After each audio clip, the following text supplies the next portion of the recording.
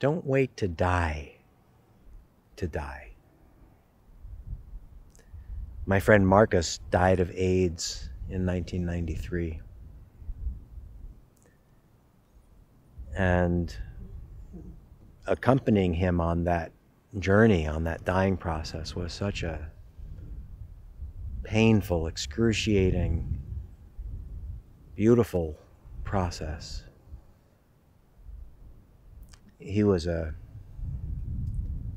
beautiful man, and watched as AIDS ravaged his body. He was strong, watched as he wasted away.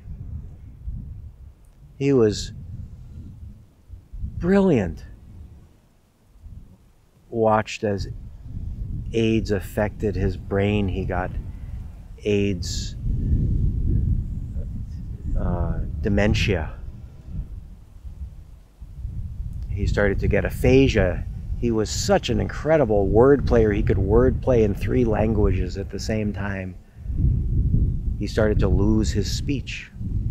One thing after another, he let go. He loved delicious food, but he couldn't eat except very bland things anymore.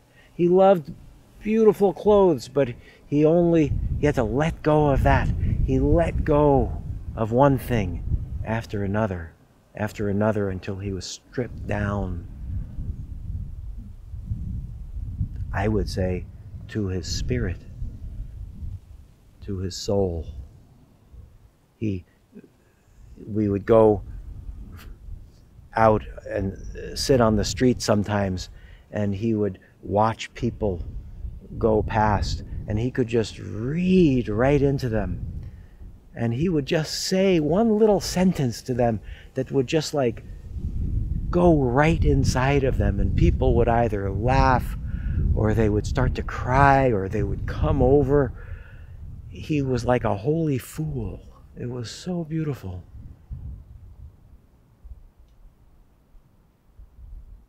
And then he died.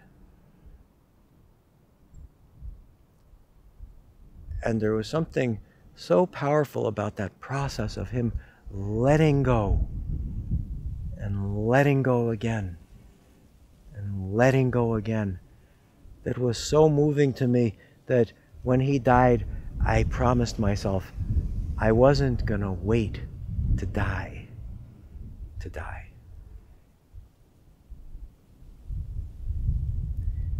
My brother died a year ago. He was my older brother. He died when he was 57. I'm 57. Today is actually my 57th birthday. And when I went out, he lived in Sedona, Arizona. Beautiful, beautiful place. When I went out there, I walked in the desert, because I knew that he walked in the desert.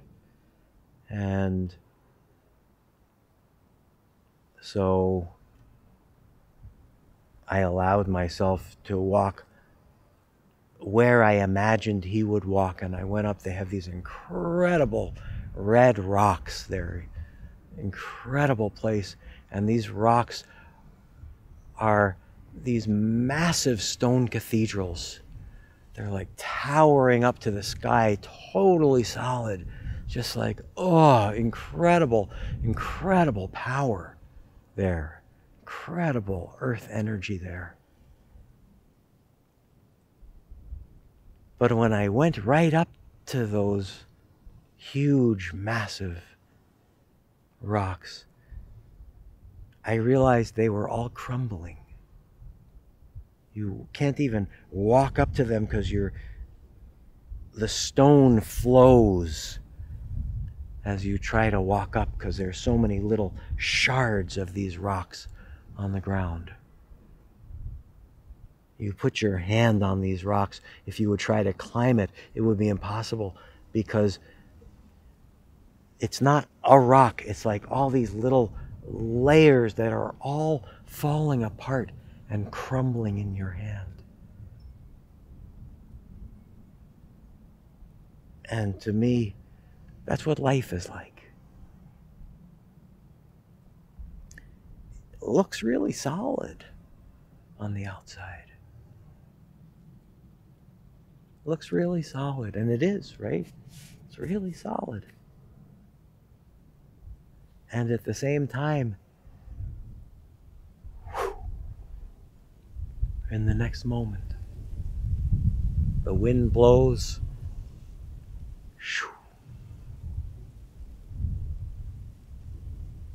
But it's not just about the wind blows and you die.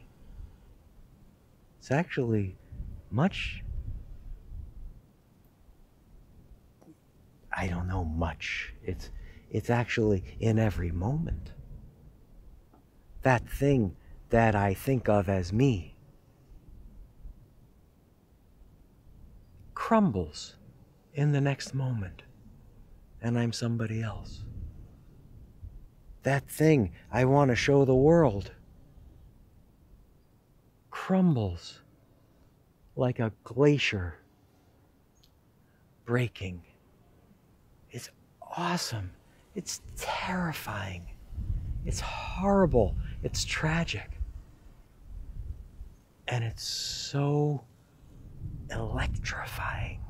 It makes every single moment, whoa.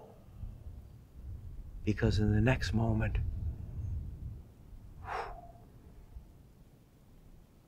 so that's what I remind myself again and again. Don't wait to die.